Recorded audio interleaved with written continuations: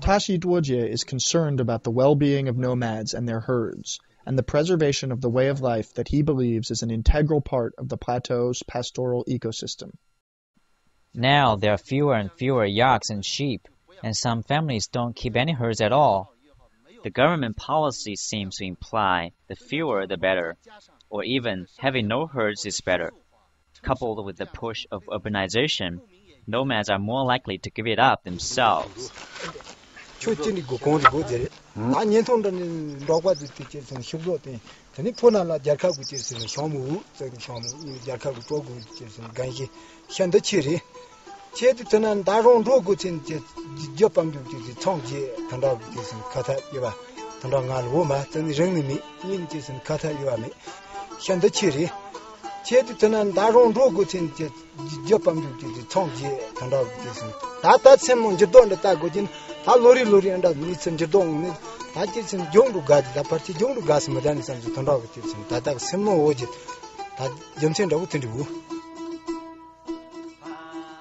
Glaciers aren't the only things melting in Tibet.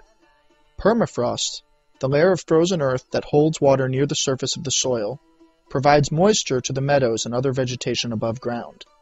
The sinking and thinning of permafrost has drained the water supply and, along with warmer temperatures and intensifying evaporation, turned pastures into sand dunes or desertified slopes.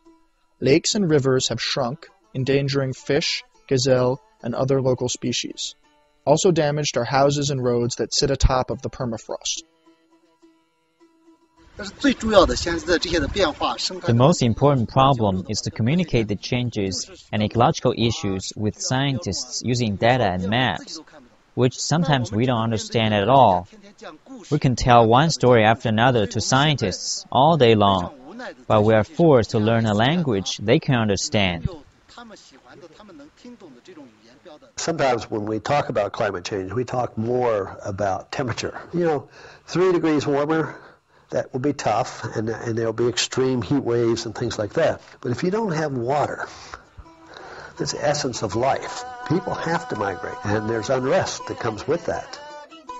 This is a global problem. Many of the mountain glaciers of the world will disappear. If we were to lose 8% of the ice that is now on land, we're looking at 5 to 6 meters of sea level rise.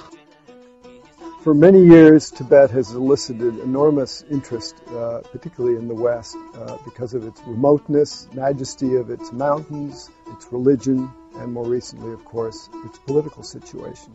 But perhaps the most compelling aspect of Tibet, as we've come to realize, is its environmental significance. So we hope that you will stay with us and enjoy the historic interactive images of glaciers on the Tibetan Plateau, which will show you in the most graphic way how things have changed.